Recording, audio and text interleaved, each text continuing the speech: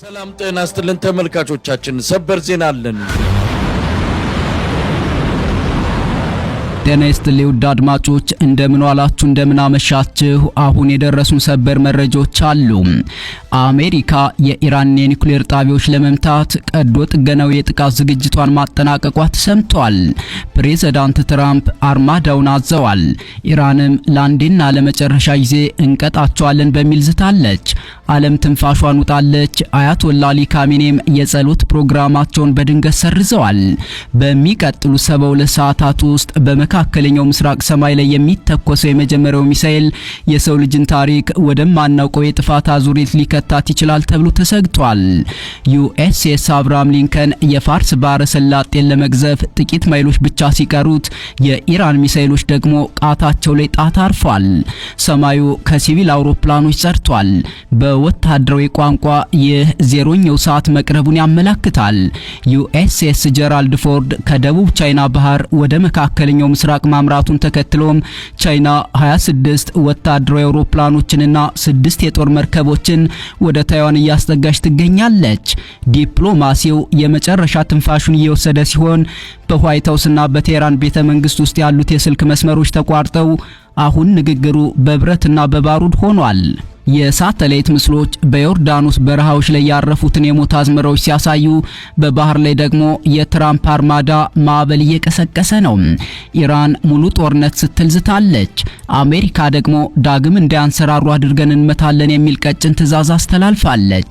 እስራኤል የዲፕሎማሲ ጭንብላ ጥልቃ፣ ቱርክ ደግሞ ሚስጥሩን አጋልጣ ዓለም በአንድ አዝራር ስር ሆና ትንፋሿን ቀብራለች። ከአብርሃም ሊንከን የጦር መርከብ እስከ ቢቱ ስውር ቦምብ ጣዮች ድረስ የተዘረጋው የአሜሪካ የጥፋት ሰንሰለት በሚቀጥሉት ጥቂት ሰዓታት ውስጥ በኢራን ላይ ምን አይነት መቅሰፍት ይዞ ይወርድ ይሆን የሚለው የበርካቶች ጥያቄ ሆኗል። የጦርነቱ ደወል አሁን ሊደወል ጥቂት ሰዓታት ብቻ የቀሩት ይመስላል። የምዕራባውያን የበላይነት ሊያበቃ መቃረቡን የሚያሳዩ አዳዲስ መረጃዎችም ወጥተዋል። ባለፉት ጥቂት ሰዓታት ውስጥ ብቻ 16 ግዙፍ የቻይና ወታደራዊ አውሮፕላኖች ቴህራን መግባታቸውና ኢራን ይፋ ያደረገችው አደገኛ የጥቃት ካርታ በመካከለኛው ምስራቅ አዲስ የኃይል ሚዛን መፈጠሩን ማረጋገጫ ሆነዋል። መረጃውን በዝርዝር የማስደምጣችሁ ይሆናል። አብራችሁን ቆዩ። በመካከለኛው ምስራቅ ለብዙ አስርተ ዓመታት የቆየው የምዕራባውያን ወታደራዊ የበላይነት በታሪክ ታይቶ በማይታወቅ ሁኔታ ፈተና እየገጠመው ይገኛል። በቅርቡ በወጡ መረጃዎች መሰረት ኢራን በእስራኤል ውስጥ የሚገኙ ከ10 በላይ የሚሆኑ ስትራቴጂካዊ ወታደራዊ ካምፖችን፣ የነዳጅ ማጣሪያዎችንና የደህንነት ተቋማትን ያካተተ ዝርዝር የጥቃት ካርታ ይፋ አድርጋለች። ይህ ካርታ የሞሳድና የሻባክ ዋና መስሪያ ቤቱን ጨምሮ የእስራኤልን 80 በመቶ ወታደራዊና ኢኮኖሚያዊ አቅም ኢላማ ያደረጉ በመቶዎች የሚቆጠሩ ቦታዎችን የያዘ ሲሆን ጥቃቱ በአጭር ጊዜ ውስጥ በባሊስቲክና ሃይፐርሶኒክ ሚሳኤሎች ሊፈጸም እንደሚችል ተመልክቷል። ይህ በእንዲህ እንዳለ ክቡራን አድማጮች የኃይል ሚዛኑን ይበልጥ የሚያወሳስብ ሌላ ክስተት ከምስራቅ ጎራ ተከስቷል። የቻይና መገናኛ ብዙሃን እንደዘገቡት ባለፉት 56 ሰዓታት ውስጥ ብቻ 16 በጣም ግዙፍ የቻይና ወታደራዊ አውሮፕላኖች በኢራን መዲና ቴህራን ያረፉ ሲሆን ይህ የሎጂስቲክስ እንቅስቃሴ አሁንም በከፍተኛ ሁኔታ ቀጥሏል። ይህ እርምጃ የምዕራባውያንን የበላይነት ለመስበር የታለመ ስትራቴጂካዊ ጥምረት አካል ተደርጎ ተወስዷል። የቻይናና የኢራን ወታደራዊ ግንኙነት ወደ አዲስ ምዕራፍ መሸጋገሩን የሚያሳየው ይህ ክስተት በቀጠናው የአሜሪካንና የአጋሮቿን ተጽዕኖ ለመቀነስ የሚደረግ ትልቅ እንቅስቃሴ መሆኑን ተንታኞች እየገለጹ ይገኛሉ። ባለሙያዎች እንደሚሉት ከሆነ የኢራን ወታደራዊ ዝግጁነት ከቻይና ቴክኖሎጂያዊና ሎጂስቲክስ ድጋፍ ጋር መጣመሩ በመካከለኛው ምስራቅ አዲስ የኃይል ዋልታ እየተፈጠረ መሆኑን ያበስራል። ይህ ከፍተኛ ፍጥጫ ዓለም አቀፍ የነዳጅ ገበያንና የደህንነት ሁኔታን በእጅጉ ሊያናውጠው እንደሚችል እየተነገረ ሲሆን የዓለም ሀያላን ሀገራትም ጉዳዩን በትኩረት እየተከታተሉት ይገኛሉ። ይህ በእንዲህ እንዳለም የኢራን ኢንተርናሽናል ዘገባን ዋቢ በማድረግ የወጡ መረጃዎች እንደሚያመለክቱት የኢራኑ ከፍተኛ መሪ አሊ ካሜኔ ከአሜሪካ ሊሰነዘር ይችላል የተባለውን ጥቃት በመስጋት በቴህራን ወደሚገኝ ልዩ ከመሬት በታች መጠለያ መዘወራቸውን የኢራን ባለስልጣናት ባደረጉት የግምገማ ውጤት ታውቋል። ይህ እርምጃ በቀጠናው የተደቀነውን የደህንነት ስጋት ምን ያህል አሳሳቢ መሆኑን የሚያሳይ ሲሆን በቴህራን ቤተ መንግስት ውስጥ ያልተጠበቀ የስልጣን ክፍፍል እንዲፈጠር ምክንያት ሆኗል። ከፍተኛ መሪው ወደ መጠለያ መግባታቸውን ተከትሎ የዕለት ተዕለት የመንግስት የቢሮ ስራዎችን የማከናወን ኃላፊነት ለሶስተኛ ልጃቸው ለመስዑድ ካሚኔ መሰጠቱ ተገልጿል። በሌላ በኩል ደግሞ ሌላኛው ልጃቸው ሙጅተባ ካሚኔ ከከፍተኛ የመንግስት ባለስልጣናት ጋር ያለውን ግንኙነት እንዲያስተባብር መመደቡ ተሰምቷል። ይህ በከፍተኛ መሪው ቤተሰቦች መካከል የታየው የስልጣን ሽግሽግ ኢራን በአሁኑ ወቅት ያለችበትን አስቸኳይ የወታደራዊ ዝግጁነት ሁኔታና ከፍተኛ አመራሩን ከአደጋ ለመጠበቅ የምታደርገውን ስትራቴጂካዊ ጥንቃቄ በግልጽ የሚያሳይ ነው ተብሏል። ይህ ክስተት በመካከለኛው ምስራቅ የኃይል ሚዛን ላይ ምን አይነት ለውጥ ሊያመጣ እንደሚችል የዓለም ፖለቲካ ተንታኞች በትኩረት እየተከታተሉት ይገኛሉ። በሌላ ሰበር መረጃም የመካከለኛው ምስራቅ የጦርነት ደመና ከምንጊዜውም በላይ የከረረ በመጣበት በዚህ ሰዓት የዓለምን ትኩረት የሳበ አንድ ግዙፍ ወታደራዊ እንቅስቃሴ በባህር ላይ እየተከናወነ ይገኛል። የኃይል ሚዛኑን ሙሉ በሙሉ ይገለባብጣል ተብሎ የሚጠበቀውና በዘመናዊ የጦር መሳሪያዎች የታጠቁ በርካታ አውሮፕላኖችን የሚሸከመው የአሜሪካው ግዙፍ የጦር መርከብ ዩኤስኤስ አብርሃም ሊንከን ከአጃቢ የጦር ቡድኑ ጋር በመሆን በሚቀጥሉ 72 ሰዓታት ውስጥ ወደ ማዕከላዊ እዝ ሴንትኮም የሥራ ክልል እንደሚገባ ተረጋግጧል። የእስራኤሉ ቻናል 12 ከፍተኛ ወታደራዊ ምንጮችን ጠቅሶ እንደዘገበው አሜሪካ ይህንን ዝግጅት የምታጠናቅቀው ለስነ ልቦና ጦርነት ብቻ አይደለም፣ ይልቁንም ትዕዛዝ በተሰጠበት ቅጽበት በኢራን ውስጥ የሚገኙ ስልታዊ የሆኑ የኒውክሌር ማበልጸጊያ ጣቢያዎችንና ቁልፍ ወታደራዊ ተቋማትን ዳግም እንዳያንሰራሩ አድርጎ ለመምታት የታለመ ቀዶ ጥገናዊ ጥቃት ለማድረስ እንደሆነ ተነግሯል። በሌላ በኩል ፕሬዝዳንት ዶናልድ ትራምፕ አርማዳ የተሰኘውንና እጅግ ዘመናዊ የሆኑ የጦር መርከቦችን የያዘው ስብስብ ወደ ኢራን አቅጣጫ ጉዞ መጀመሩን በይፋ አረጋግጠዋል። ዶናልድ ትራምፕ ለጋዜጠኞች በሰጡት መግለጫ ግዙፍ የጦር መርከቦች ብቻ ሳይሆኑ በርካታ የሚሳኤል አውዳሚ መሳሪያዎችም ወደ ቀጠናው እንደሚላኩ አስታውቀዋል።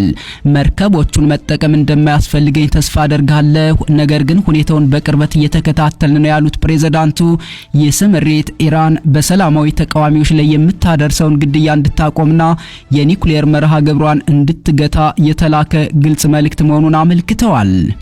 ይህንን ተከትሎ ከቴህራን የተሰማው ምላሽ ግን እጅግ አስደንጋጭና ቀጠናውን የሚያናውጥ ነው። ስማቸው ያልተጠቀሰ ከፍተኛ የኢራን የጦር አመራር እንደገለጹት አሜሪካ የኢራን ሉዓላዊነት የምትጥስ ከሆነ ሁሉን ያቀፈ ጦርነት እንደሚቀሰቀስ አስጠንቅቀዋል። ይህ የጦር ክምችት ለውጊያ ነው ብለን አናስብም፣ ነገር ግን የኢራን ጦር ለማንኛውም አይነት ጥቃት ዝግጁ ነው ያሉት አመራሩ በማንኛውም ሰዓት የሚቃጣባቸውን ጥቃት ለመመከት የሚያስችል ሙሉ ቁመና ላይ እንደሚገኙ ገልጸዋል። ይህ ውጥረት በተለይም ባሳለፍነው አርብ የኢራኑ የበላይ መሪ አያቶላ አሊ ካሚኔ የአርብ የጸሎት መርሃ ግብራቸውን በድንገት መሰረዛቸው ከተሰማ በኋላ ይበልጥ አሳሳቢ ሆኗል።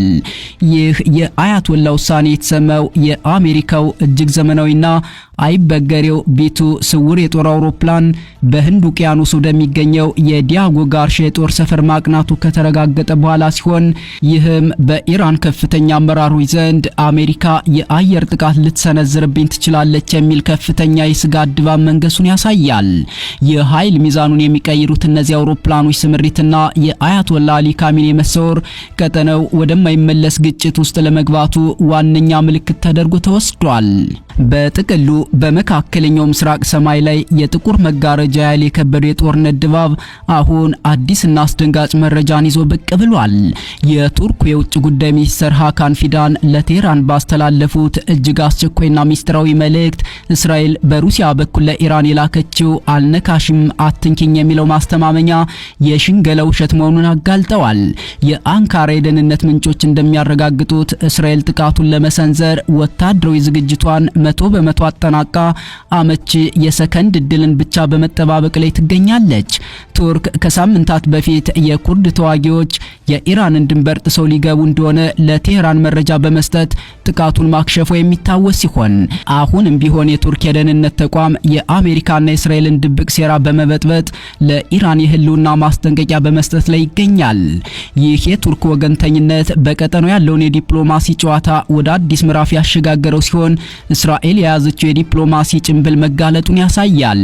በአሁኑ ሰዓትም በዓለም አቀፍ የፖለቲካ ተንታኞች ዘንድ ያለው ትልቅ ጥያቄ ጥቃቱ ይፈጸማል ወይ የሚለው ሳይሆን የመጀመሪያው ሚሳኤል መቼ ይተኮሳል የሚለው ብቻ ሆኗል። በሚቀጥሉት ጥቂት ሰዓታት ውስጥ የአሜሪካው ግዙፍ የጦር መርከብ ዩኤስኤስ አብርሃም ሊንከን ወደ ማዕከላዊ እዝ የሥራ ክልል መግባቱ ለታላቁ ጦርነት የመጨረሻው ቀዝቃሽ አዝራር ሊሆን እንደሚችል ይገመታል። ዲፕሎማሲው የመጨረሻ ትንፋሹን እየወሰደ ባለበት በዚህ ወቅት የጦርነት ደወሉ ከዮርዳኖስ በረሃዎች እስከ ቴህራን አውራ ጎዳናዎች ድረስ እያስተጋባ ይገኛል።